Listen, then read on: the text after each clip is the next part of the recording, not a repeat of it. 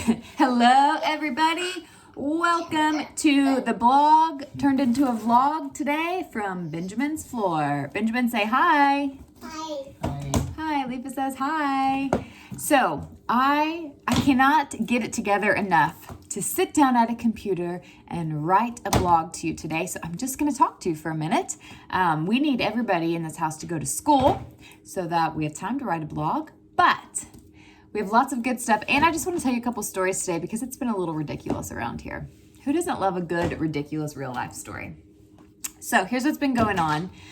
We are all clear, all recovered from COVID, but I am having a hard time recovering from that, like the end fatigue. So if I overexert myself, meaning take a little walk or vacuum, then I'm like down and out for a day and a half. And it's kind of annoying because I'm not good at being still and quiet. And also, I have these people. They're not good at helping me be still and quiet. Right, Jammer? Benjamin, look. Hey, there you are. That's Stank Face. So I have been on the struggle bus. And I got to a point recently where I couldn't eat. I couldn't even keep any food in for like a day and a half. So I eventually got onto an all oats and yogurt diet. And I was like, okay, you know what?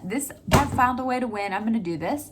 So then I went to this natural organic shop and got these beautiful glass jars of very healthy yogurts with probiotics. And I was gonna that was gonna be life. That was gonna be my diet. So I was on this mission. I did it.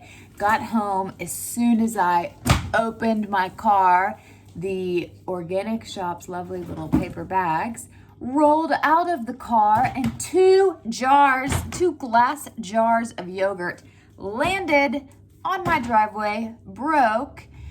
And there's literally half a gallon of yogurt in my driveway on a hot summer's day. I have a child in one arm. Chris is resting in our room. Leafa's playing basketball with a friend. And now my dogs want to eat the glass yogurt and my baby wants to play in it. And I'm like trying to one-handed clean this stuff up.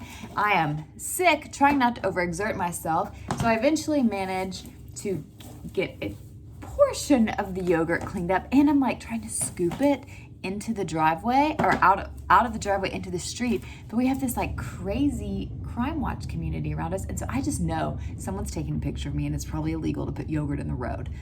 So I'm doing this. Nobody in my house knows what's going on because I'm in focus mode. I can't even ask for help at this point. And then I take a piece of dirty yogurt glass with dog hair and dirty things in it and cut my finger so bad that blood starts shooting across the driveway. So now the yogurt is multicolored and it's shooting everywhere. And then I trail blood with the child into the kitchen. The kitchen turns into like a crime scene. There's blood everywhere. Chris is resting peacefully. He needed it, but he's peacefully resting. Leafa's having the best time of his life, drinking Powerade, eating Pringles.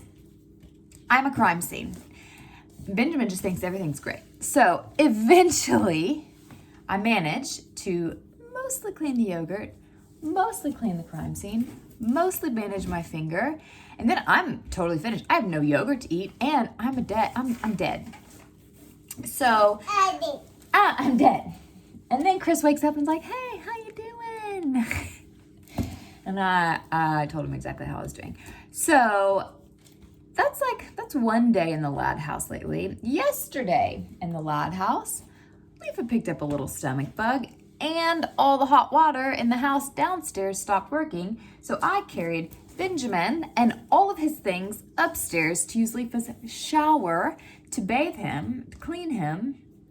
We had this like super high stress shower situation go on, and then I come down and it's way past bedtime, and I come down and I find Leafa in Chris's office. Chris is working on his sermon, and Leafa's like, I just threw up in the sink. And my loving mom response was, isn't it terrible when you're old enough to clean up your own throw up? I've got to put Benjamin to bed.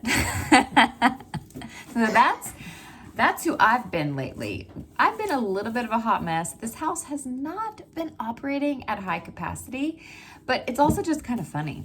So I was just thinking like, hey, I am at like, we're at new levels of not having it together. But here's the cool thing that I wanted to tell you.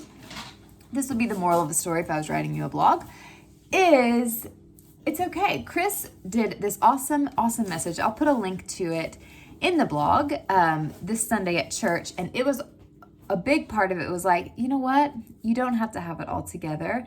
And because of that message, in the middle of like the glass yogurt shooting finger situation and the child throwing up in the sink and then the mom just kind of being a jerk and tired all the time, you know what? People are coming to Christ and people are finally, Chris said in this message, you don't have to have it all together. Wherever you are in life, whatever's going on, this is your chance to be set free and live abundantly. So it's like you can live your most purposed life while you don't have it all together, while you are creating a crime scene in your kitchen, not a literal crime scene, while your life is a mess. My life has literally been a very physical mess lately. And I'm sitting in a very messy room right now, and it's okay.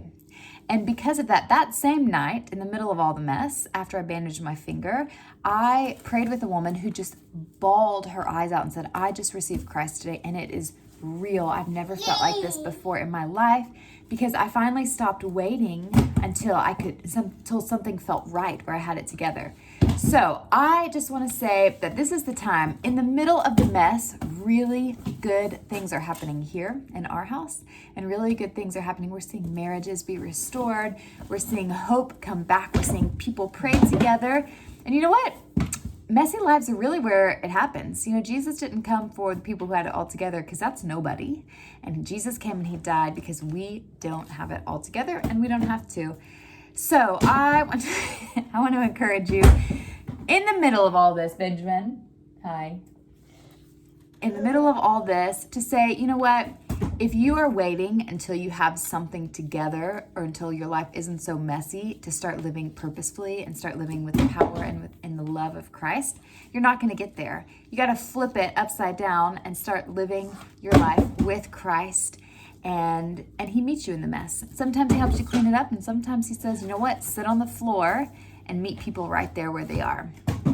And so that's for you today. That's for me, and that's for you. I'm actually fine with my life being a hot mess right now, because I feel like I am living in my purpose, and I'm happy, and God is faithful. So he's faithful for you, and I pray that you can thrive in your mess. It doesn't matter if someone throws up in your sink.